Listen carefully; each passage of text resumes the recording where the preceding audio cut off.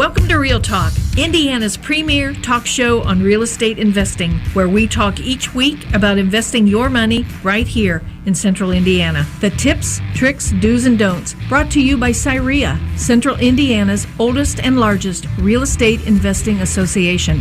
Hello there. My name is Vicki Perry, and I'm the Executive Director of CIREIA. We have over 600 members, all active in or learning how to be active in real estate here in the Indiana market. This radio show is available on FM 95.9, AM 950, podcast on YouTube, and www.cireia.org. Join us each week as we talk about how you can make your money more active with better returns and help the community that you live in with real estate done the right way. Now, on with the show.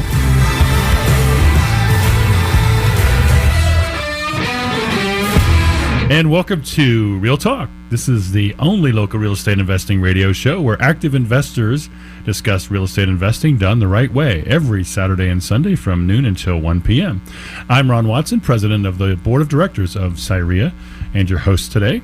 We're going to be discussing some of the headlines that are affecting the real estate investing world, and you can check out how to contact each of our co-hosts on our website at cireia.club.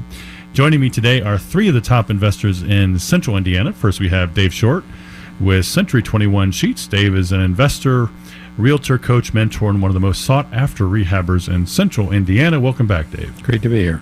And Brian Snyder, operations manager for Simple Wholesaling, one of the top wholesalers in the state of Indiana also. Welcome, Brian. Hello, hello. And Sterling Davis, owner of Athosity Property Management and vice president of the CIREIA board of directors. Welcome back, Sterling. Hello. So, guys, last week we had a really interesting discussion about analyzing deals and what your perspective and approach is when you go into a deal, whether you're a flipper, a rehabber, a wholesaler, or a landlord. And we also had a really interesting panel at our February 7th main meeting of CIREIA, where we did the same kind of thing. We had a local panel of investors talking about how they analyze deals. And Dave was one of the panelists there. Brian was the moderator. Did a great job, Brian. Hey, and it was a really good. We had probably 150, 200 people in the room, and had some really good feedback. People were asking us to do it again, and I thought it went really well. So I wanted to pick up our discussion from last week and dig into some of this really interesting stuff, because I think a lot of people want to know the mindset that you guys have as you go into looking at a new deal. And let's go ahead and start with Dave again. I know one of the things that, Dave, you've talked about in the past, and I thought maybe we should dig into it in more detail, is when you look at a deal, you put together a scope of work. So can you kind of explain what that is and how you go about that process? Well, scope of work, by definition, is the items that we think that we're going to have to do to this property before we can make it marketable. And the real challenge with any scope of work is to make sure you have everything on that scope of work, because we're always going to have surprises. And to do an effective scope of work, it takes some time and takes some knowledge. Some things, even as many houses that we've done, a lot of times we'll run estimates prior to buying that house, instead of my wife says I fly by my seat of my pants way too much, and so we're trying to do a better job about that. And that's one of the things, just kind of taking a step back and talking about that, is the kind of deals that you concentrate on. The less experience you have being a flipper, the more time you need to spend on your scope of work for the particular house, so you don't make mistakes. And having done that, it would make you decide on what kind of houses you want to try to find. You know, the best flip house to find is an off-market deal. And we consider an off-market deal is, today there's no competition for you to buy that transaction or to buy that deal. And that's the kind we want to look at, because as a newbie, if you get that, you have time to do a detailed scope of work, and you're likely not to make a mistake. Absolutely. On that scope of work. Dave, how are you finding those off-market deals for you guys? Well, it's like anything else. You have to set up.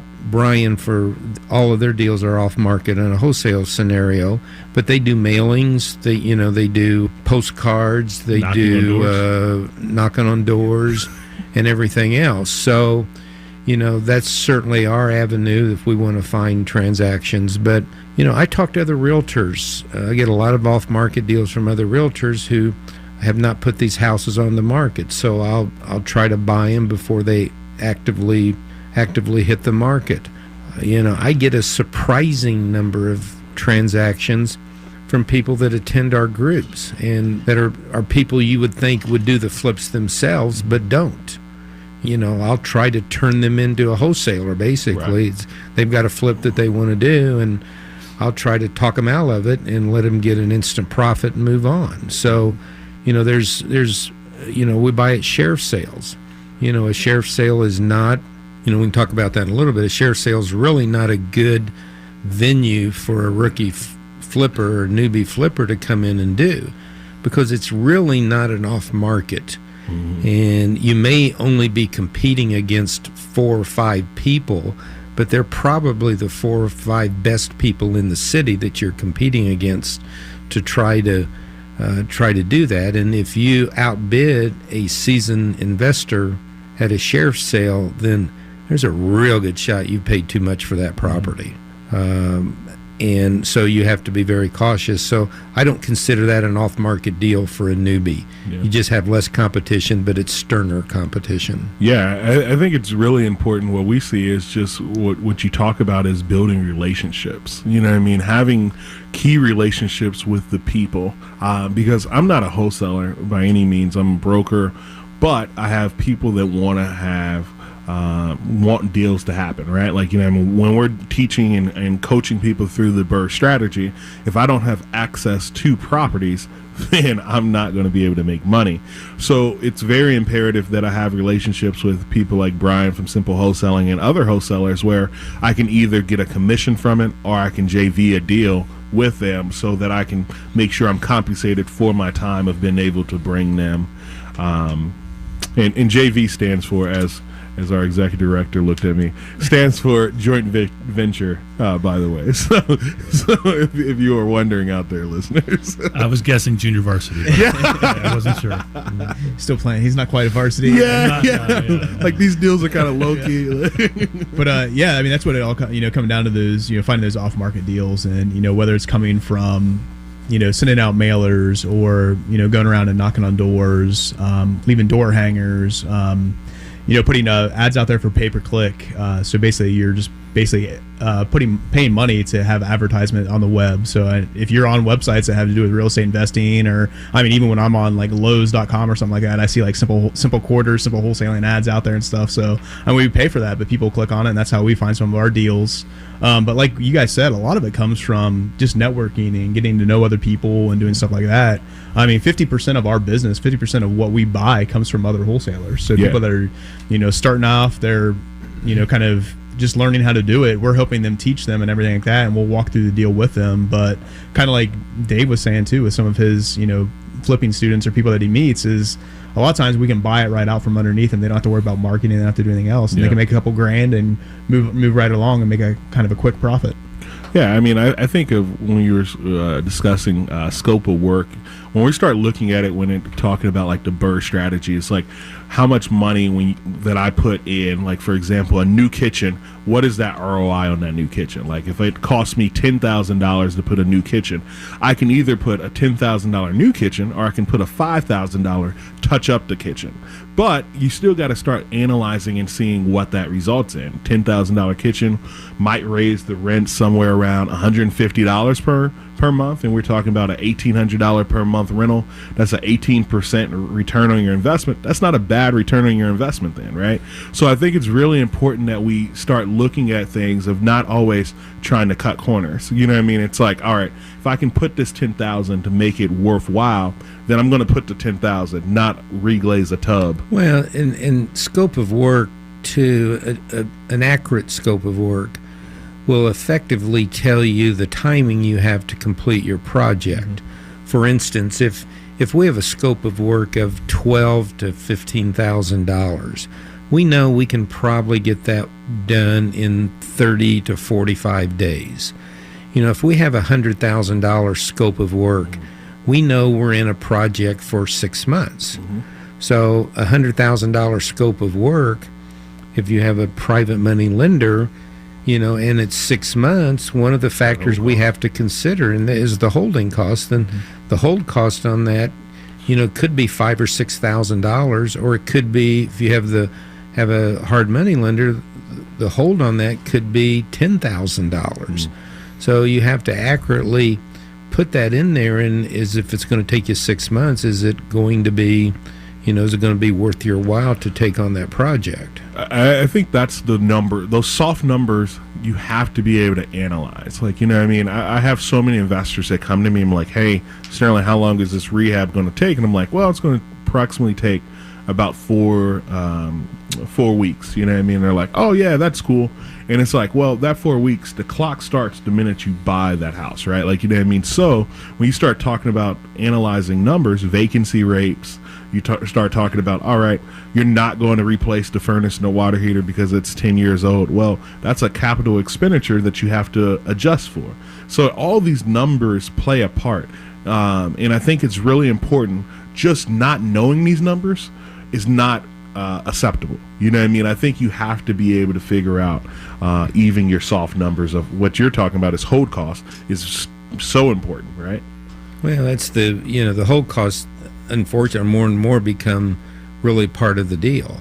And it's like you see a scope of work from investors that we look at all the time, and this is probably the most underestimated is the time to get the transaction done. I mean, we had a flipper an inexperienced flipper bring a transaction that we looked at for them to analyze their costs. I said, what's your time to do this? And they said 90 days. And I said, in my opinion, this house can't be done in 90 days. I said, your permitting process may take 3 weeks. What, you pull permits?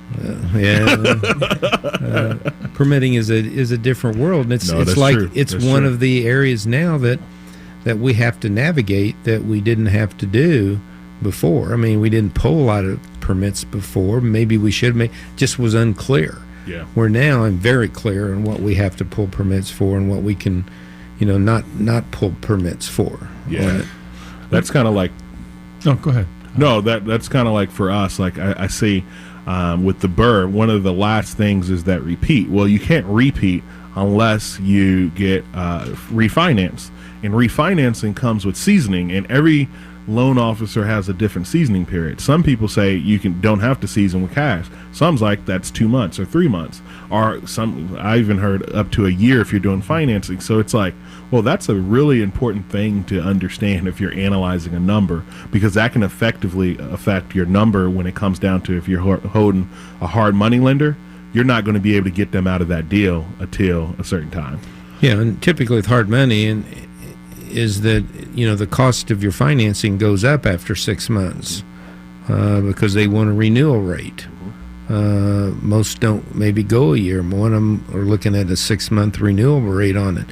So if that's the case, you need to make sure you can be in and out of your project in 6 months, because your cost of the project could overnight jump $5,000 or $6,000 or $7,000 based on the funds that you have invested in a transaction. So I got a question for you, Dave. So when people are, say, starting out and they're working on a scope of work, and I know you've been doing it a while, so you've got people that can help you. But do people often say, okay, well, I'm going to do the drywall, I'm going to do the electrical, I'm going to do the plumbing, or I mean, because what I would imagine that this is going to determine is how much they can handle, right? And when do they need to bring somebody else in, or maybe how many deals they can work on, and so that scope of work kind of flushes all that out. Well, even when relatively new investors, tell that to me, that they said that's still a cost you're incurring, whether you're doing it or not. How much is your time worth to get in the, if you can have a house drywalled for $2,500 and it's going to take you, it would take a seasoned drywaller, 4 days to drywall a complete interior of the house and have it ready for paint. Where if you drywalled the whole house, it might take you a month to do that, or 5 weeks to do that. And if you're paying $1,500 to hold the house, is it really worth the time for you to do that drywall yourself, or you're not? I guess you're telling you're really not saving money, unless you're using your own funds. But it's still opportunity cost. Yeah. If you can do 2 flips a year versus 1 by hiring it, you're probably going to make 2/3 more money. You won't make 100% more money, but you'll make 2/3 more money. How many trades are you? When you start talking about scope of work and contractors, Dave, how many different contractors on one job typically are you using, I guess? Well, we typically try to have a general that's managing the job for us, but we have a trade that we use 1 of 2 people to do all of our heating and air conditioning. We have 1 or 2 people that do our painting. We have 1 or 2 people that do our the drywall work on a particular house. We're doing a pretty extensive job in Irvington now. We've had to bring in some more trades that we haven't dealt with. So we have to manage those trades around our other people so we can kind of get it. You want 2 or 3 people working in the house at the same time, like this house in Irvington. We have our foundation people working inside. We have our electrical and our plumber inside, getting that house ready to go. So... and we have our framer finishing out our floor pans. So we got 3 or 4 people working on the house. If you only have 1, then if you have to wait for heating to get done and you bring in the next guy, it's going to take you a year instead of 120 days to finish that house. Dave, I had a question for you just on, as you're talking about the different trades and just working with different contractors and stuff like that, how, for people that are just starting off and they're starting to get used to working with different contractors and people, a trade, somebody with one trade doing this and one trade doing that, how quick of a leash maybe could somebody have with that just as they're getting experience? Just because if, or how much leeway, I guess, do you give them? If they're not happy with the work that they're doing and, something happens, is it worth sticking with that contractor for a while and just seeing if it plays out? Or Well, I think you have to, the key with a contractor that you may hire is you don't let them, what I call, get ahead of the money. Mm-hmm. And if you do that, then all of a sudden, if you have to fire him midstream, then you're not behind on the work that he was supposed to do. You've just probably lost timing. That's so money. Important. Oh, but say it again. Well, that spoke to my soul. I'm like, yes. Well, and I think the key is if you hire a contractor for a $15,000 job that he's going to do the whole job. If he wants $7,500 on that job, then you've hired the wrong contractor. So, I'll typically meet my contractor and buy supplies for him to do the job, so I'm never behind on labor on his houses. But we're also very punctual, is that we know they have laborers to pay. Right. So we're okay, making sure that they have money on Friday if they're ahead on the work. Yeah. And sometimes Wednesday I'll go by the project and said, hey, you're wanting a $2,500 draw, and we're not near that right now. Yeah. So, I can set expectations for him that, the whole draw is not going to be there if we're not at this point. Well, I think that's the funny thing. When I first started Ethosty, we had these things that we stand by is in improving the quality of life for our shareholders, and our shareholders is, of course, investors. But the other 2 shareholders that people don't often think about is the tenant as well as the vendors.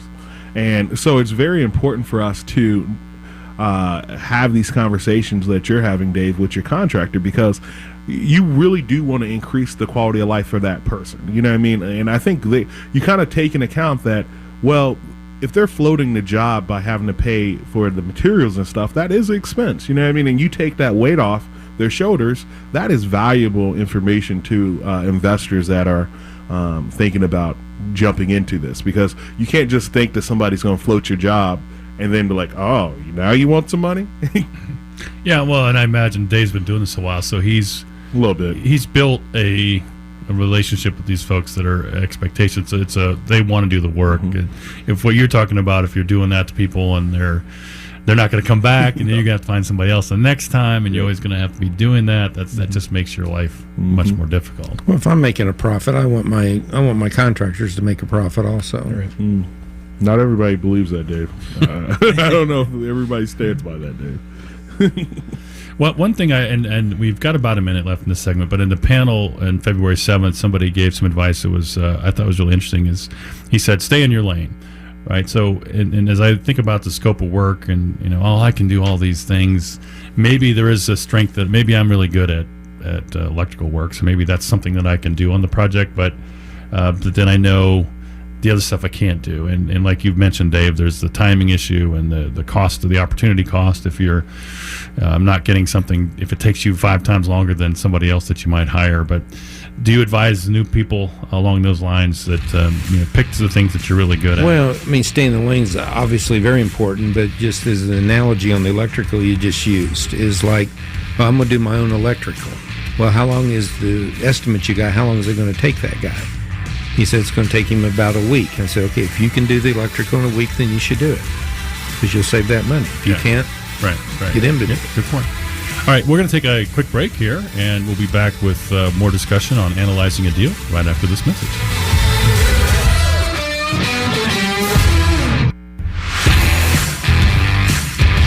Midwest Garage Door Systems, Real Talk's premium sponsor, is a locally and family-owned business, answering your garage door repair and replacement needs for over 30 years in central Indiana. Doing business the right way is what Midwest is all about. Check out MidwestGarageDoors.com or call 317-449-8440, 317-449-8440. Are you looking for a new place for lunch or dinner, or a fun place to hold your next company party? Check out Trader's Mill Grill and Bar. Awesome, friendly staff, fabulous food made from scratch, full bar and daily drink specials. Make it an evening with more than 20 screens to get your favorite games, including Golden Tee. Also has 3 pool tables. You can find their menu and hours at tradermill.com. Check out Trader's Mill Grill and Bar located at 5650 West 86th Street, Indianapolis, Indiana. Do you have a house that you want to sell, but you don't want to fix it up before you sell it? Or you need the cash quickly? Or you just inherited Aunt Susie's house and don't know what to do with it? That's what Dave Short does. He buys houses so you can get on with your life. He pays cash, closes quickly, and buys in all central Indiana. For details, call Dave at 317-590-4499 or email Dave at bshort@c21sheets.com. That's spelled C21SCHEETZ.com. And welcome back to Real Talk, the only local real estate investing radio show where where active investors discuss real estate investing done the right way every Saturday and Sunday from noon until 1 p.m.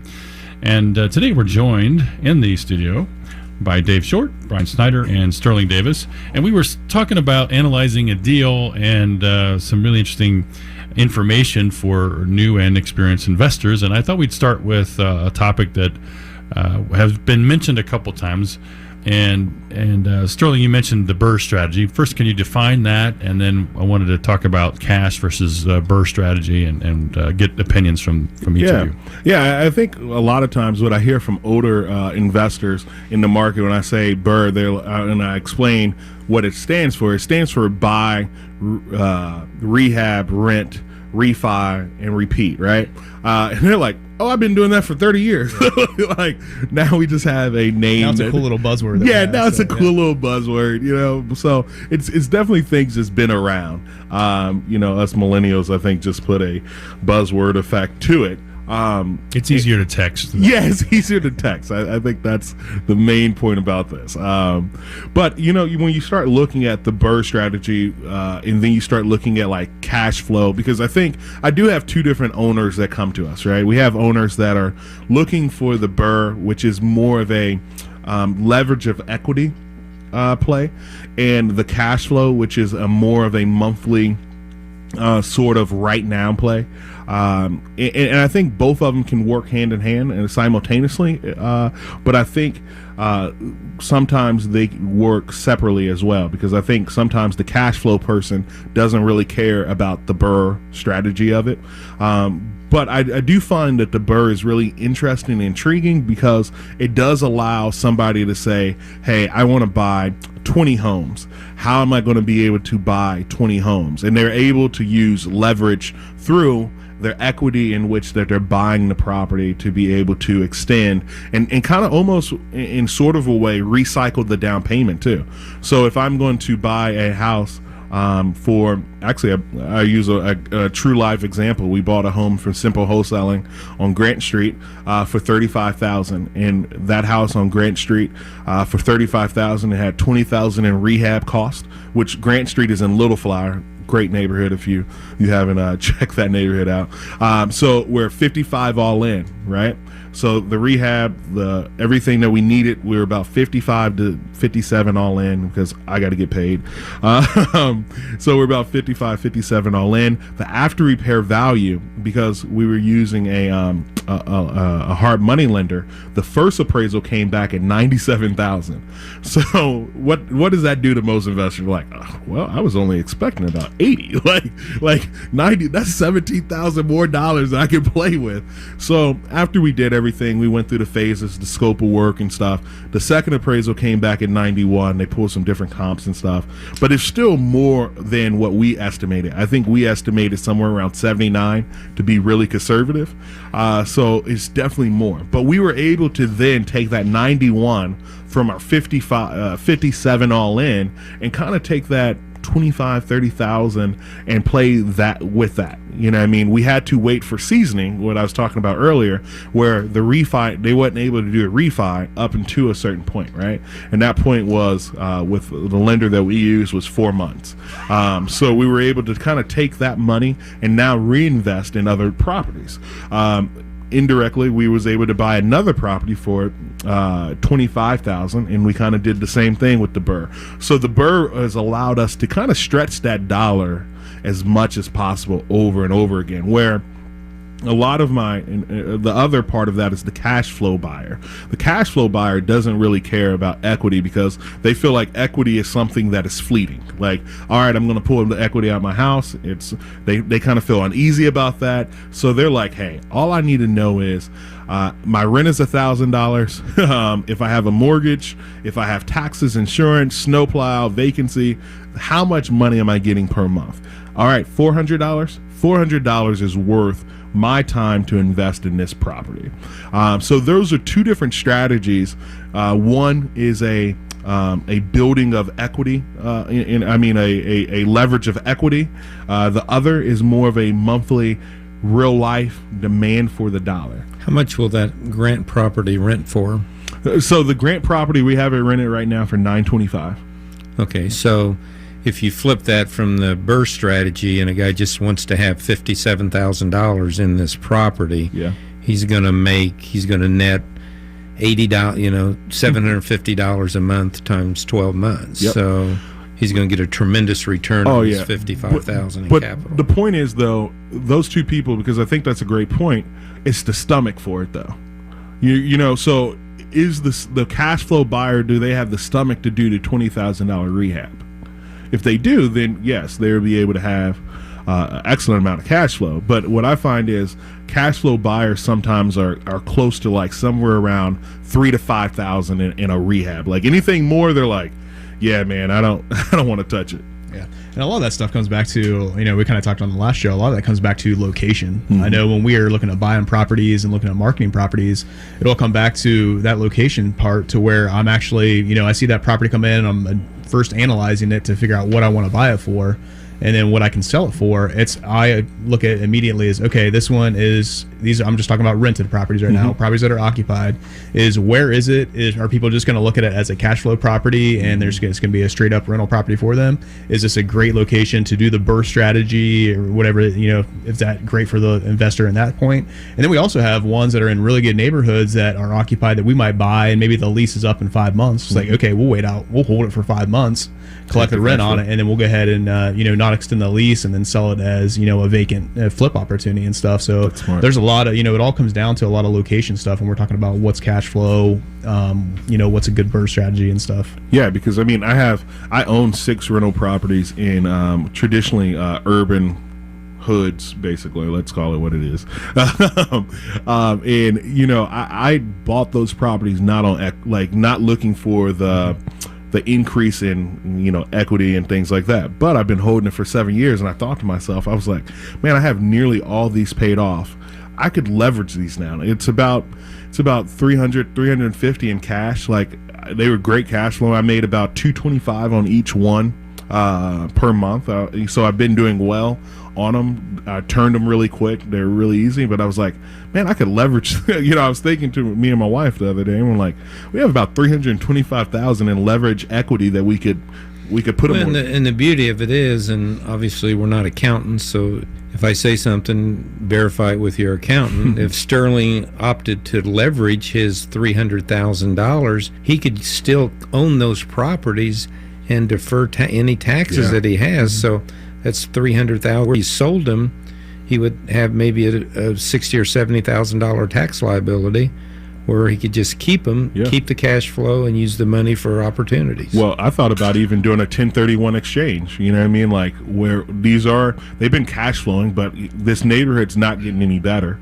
So why wouldn't I just, exchange it for a better situation so I can defer that? 1031 is a great tax strategy to improve the current properties that you have to a neighborhood. So I thought about doing that as well. Basically, that's taking the profits from that sale and investing it into another similar type of investment within a certain period of time, something like that. Yeah. So I look at, and I think that's the cool part. Like, I was just listening to Brian talk about what they do and kind of being able to see how they think about it. You know what I mean? Like, the 5 months and you're still going to be able to have that cash flow. I don't know if a lot of wholesalers are playing the long game like you guys are. So that's all part of the analysis of what we're kind of able to do versus, when we're able to buy a property versus just trying to get under contract and do that. We're able to do that. And then another thing that we kind of get into a lot of times for like some really good flip opportunities, we're kind of able to provide maybe that person that we buy the property from, maybe we need to allow them 30 days to get out of that property. If we were just, maybe getting under contract, we couldn't do that. But we can allow them that 30 days or, a month and a half to get out. And that way, hey, we'll wait it out. We can, we'll go ahead and take those holding costs on because it's worth that in the end for us to be able to like flip this property or be able to sell it to a good flipper. So you mentioned the term we've used a few times, holding costs for a property, and I know that can mean different things. So let's say, Dave, you've got a property ready to flip. Ready to sell. You've done the rehab work. You're ready to sell it. What kind of holding costs should people be aware of so that their eyes are wide open there? Well, a lot of holding costs on flips are hidden from the average person. They don't even think about it. For instance, if I've got a private lender in a $120,000 house, I may have the $1,200 or the $1,000 a month that it costs me to hold it.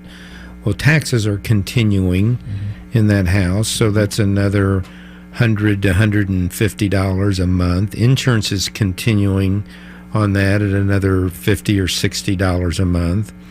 If it's winter or summer, I'm cutting the grass, I'm maintaining the yard. If it's winter, I'm paying the gas bill. We had a gas bill of $300 on one of our flips. Oh, man. Because the realtor who showed it just decided it needed to crank it up to 80 to get it warm and didn't shut it back down to 65 when she left. I think it was a she, I'm not sure. So, but, it was, it's a matter of, just a matter of there's another $1,000 a month on every flip that we're trying to put on the market. What are you guys laughing about? We're going to look into whether it was a she or not. That's all. I made a note of that. Make a little disclaimer, like, okay, my Dave's mind words wanders. do not reflect the action. I think it was a guy, really. It sounds like a guy. It sounds like something a guy would do. As a millennial guy. They Right. Sounds like what a millennial guy would do. So it might be a really good time for us to take a break here. I don't want to take a break. We've completely lost control, but we do need to stop. We'll be back after this quick break and hear some more thoughts on what's going through Dave's mind after this message.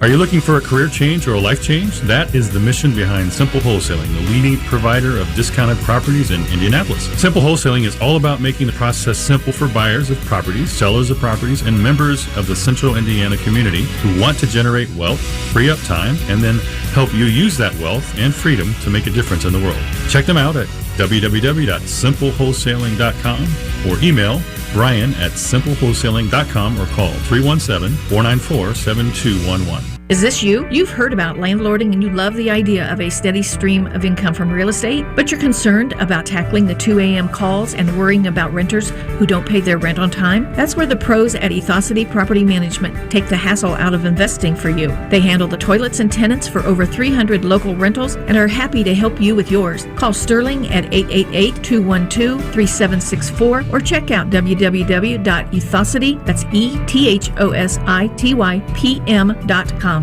Are you wanting to get started in investing but don't know what to do first? Maybe you took one of the National Guru classes, but you're still confused. Our members are doing business locally, and they remember that they were beginners at one time too. Start by joining the biggest and oldest real estate investment club in Central Indiana. Take our classes and network with people who love what they do and are willing to help you through the startup stage. Check out CIREIA.org. That's CIREIA.org. And welcome back to the program. This is Real Talk. My name is Ron Watson, president of the board of directors of CIREIA, and your host today. And joining me is Dave Short, Brian Snyder, and Sterling Davis. You got to stay tuned and listen to us because we could go off the rails at any moment. So, but I wanted to go back. We're going to actually talk about real estate again, and I want to talk about analyzing a deal. And Dave's sort of known as Rain Man in our group, so I want to start talking about some numbers with Dave, and maybe you could kick off that discussion for us with some of your brilliance there, please. Well, the numbers go back to the scope, which we talked about earlier in the issue, and some of the things we can all plug in numbers for the obvious things that we see on a house. You know, maybe a roof's not obvious, but you certainly need to consider that. And so you have to really look at stuff close, because you could have, the seller could tell you that if they're there, that, well, I put a roof on 4 years ago, and okay, that's good, but that doesn't mean that the roof doesn't have hail damage, and you would have to replace that. You also can look at a furnace. I don't know how many furnaces I've looked at, and they just looked brand new. And then I brought my heating guy in to look at the furnace, and he said, yeah, it's really in good working order, but it's 19 years old. So as a flipper, we know that a new buyer will not accept that house with a 19-year-old furnace. Let me ask you, Dave, this is something I keep on dealing with investors, right? Is trying to circumvent the will of not getting inspection and just having a general contractor walk the property for them, and then on the back end complaining about not knowing the lifespan of the furnace and lifespan of these things. It's just seemed like one of my biggest headaches lately. Do you get inspections, or do you just have your contractor eyeball it? Like, how does that work in your world? In my world, because of a lot of the arena that I'm playing in, we don't have a lot of time to analyze the deal. For instance, if we're looking at a sheriff sale property, I may be in that property 7 minutes or 10 minutes. Good point. So what I have to do then when I do that scope of work is I have to put a bigger contingency figure in there, where I'll do my scope and out of my head, and then add another 25% to cover the stuff that I've mentioned. If you're a newbie and you're trying to buy and analyze it, I would always suggest that they get a home inspection. A home inspection for a flipper, if they're dealing face-to-face with a seller, is our second best negotiating tool, because we've established price or we're not getting the home inspection, and now we can look at the stuff. The seller told me the roof was 7 years old, and the inspector comes back and says, yeah, the roof's 7 years old, it has massive hail damage on the back side, it's going to be $3,000 to correct that. That's my biggest tool, because now you can negotiate against information that you didn't have from a seller that give you false, inaccurate information, not purposely. So I would suggest that a newbie get an inspection. If I'm dealing face-to-face with a seller, most of those houses, I will get an inspection.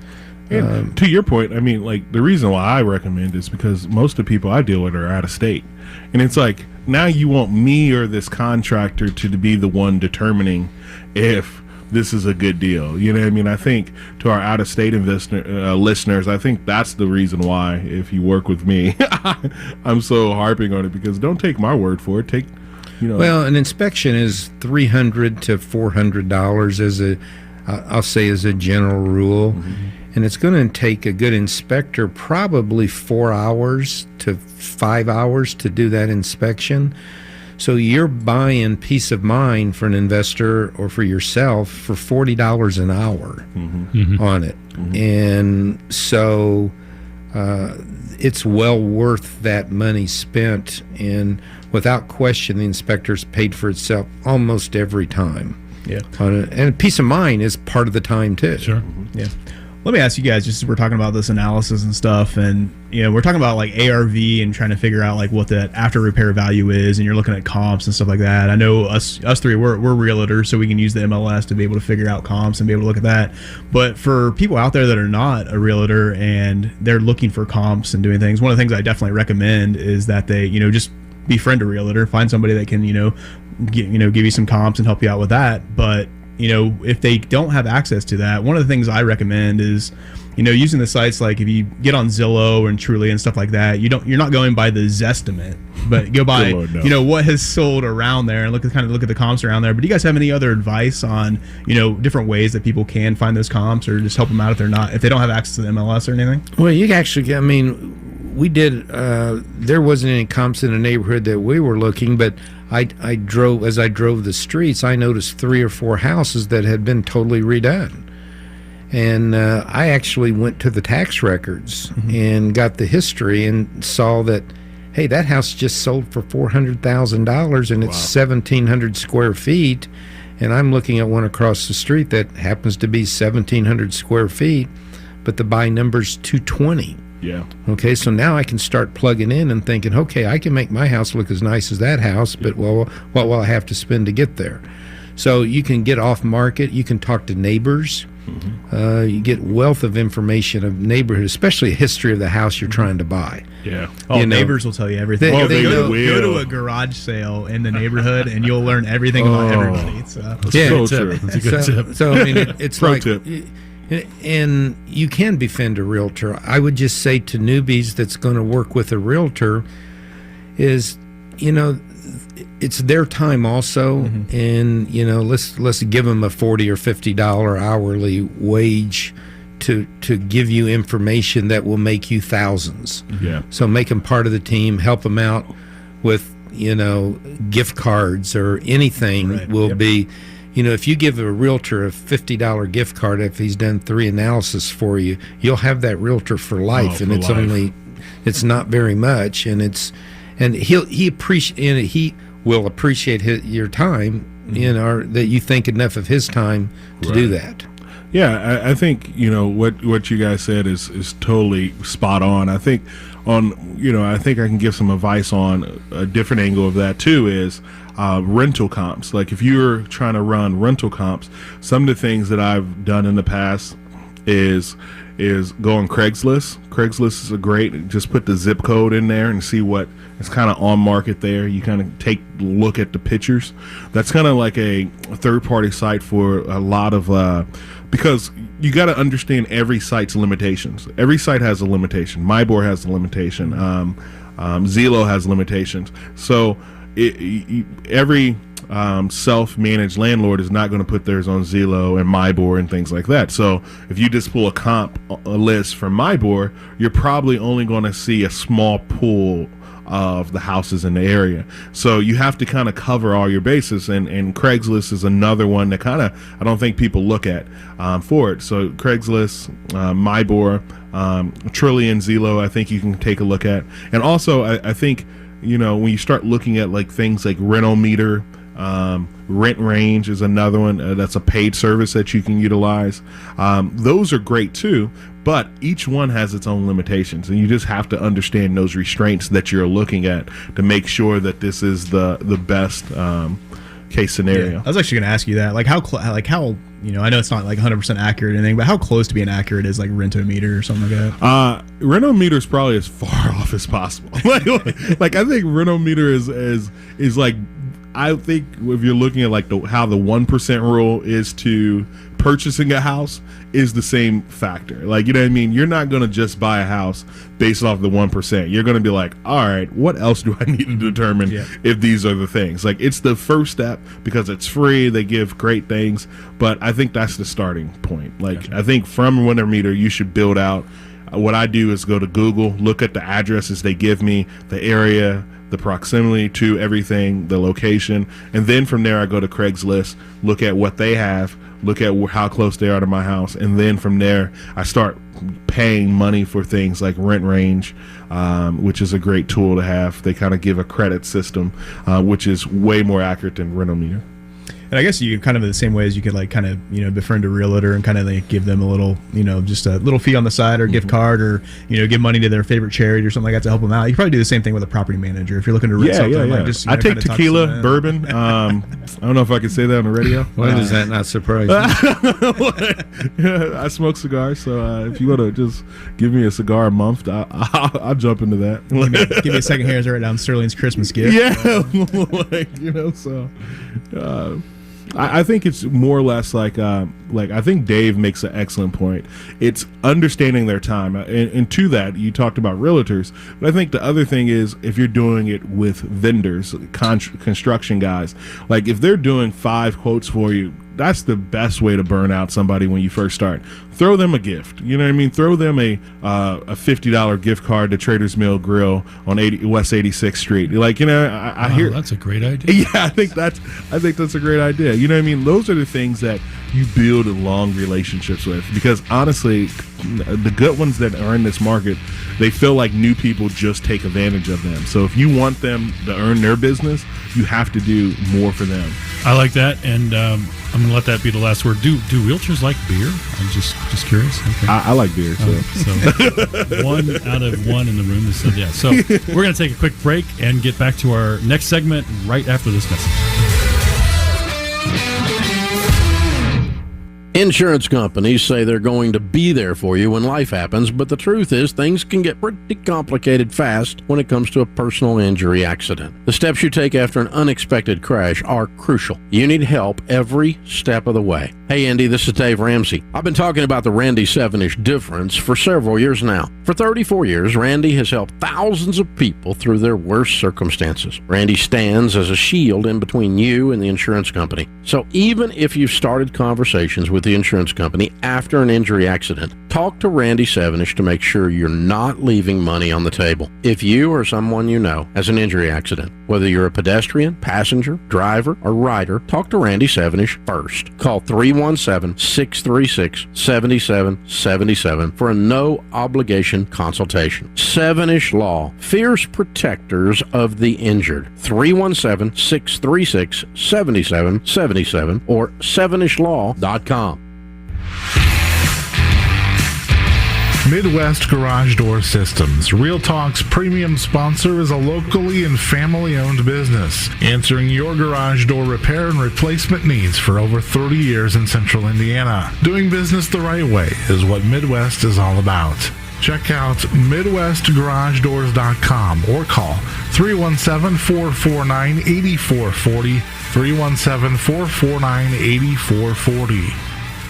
And welcome back to Real Talk. My name is Ron Watson. This is the final segment of our show today. We really appreciate everybody listening to us, and we've had another interesting discussion. I hope you picked up some good information from these folks who've been investing in real estate for many, many years, and from different perspectives, which I always find interesting. Everybody looks at things a little bit differently. And what we're going to do now in this last segment is go around the room, starting with Sterling, and we're going to get contact information. And if you have a tip of the week you want to share with listeners, this is a good time to do that. Yeah, so Sterling Davis, Ethosty Property Management Group. You can reach us at 888-212-3764. That's 888-212-EPMG. So my tip is, and I think this has been a great discussion. I mean, anytime I can sit down with you guys and talk this out, this has really been really fun. I think my tip of the week would be talking about what we were talking about when it comes to holding real estate and understanding your numbers. I think one of the things that is often missed inside of it is those soft numbers. So I think, this is going to sound so disingenuous. It's very important to find a good property manager, even if it's not us, even if it's somebody down the street that you've been recommended to, and really ask them the hard questions. Ask them what their vacancy rate is, ask them what their fees are, what their hidden fees are, if they have hidden fees. Ethosity doesn't have hidden fees, but I think it's really important to find someone that can help you analyze. And I think property managers, when you start talking about holding real estate, are your best asset for that. And when we start talking about giving gifts, that's actually just a service for us. We have a service where we could just analyze properties, help you analyze properties for you. So I think that's so important, and get somebody local that will do that for you. Even if it's not us, find someone that can help you with that. Yeah, I'll completely agree with that, and just kind of piggyback on that, just because we recently just brought on Sterling and his team with Ethosity, and they're doing a fantastic job. But it's worth it just for the less of a headache that I have, because we brought on a property manager and they're handling some of that stuff for us, and it's just conversations with them, once a week, and talking about things and getting things figured out. So I 100% just recommend that. If you I think you put it out there before, if you get kind of above that 5 property mark, just bring that property manager on. 100% stand behind that. So if you want to reach out to me, you can hit me up at Brian at simplewholesaling.com. That's BRIAN at simplewholesaling.com. And kind of my tip for the week is, as we're talking about numbers and just all this analysis, is don't fall into that paralysis of analysis. So I see that kind of quite often, where people are just so involved in the numbers. I'm a math guy. I'm a former math teacher, so I'm very much into the numbers and kind of stand by those a little bit too much sometime, and see myself kind of go by that, have that analysis paralysis, where I say, it doesn't quite hit it, and I think it should, but and I just stick to that too much. So sometimes you have to just jump and just take that leap of faith, and you kind of, hey, I got to do this now, and follow through it. So yep. Yeah, can I ask? I know we have a couple. We have a couple minutes. Like, one thing the simple wholesaling don't do, but other people do, is send out these like wacky performers and stuff. Why is that? Like, what is it that these? I have a certain feeling about these performers, but do you have a certain opinion why you guys kind of let other people run their numbers? Well, it's just so it's their numbers. It's not ours. We see that all the time. And actually, we used to do that. I think when Brett, it was before I was on there, but when Brett first started the business, he used to provide like, hey, this is the ARV, these are the comps, this is the estimated rehab.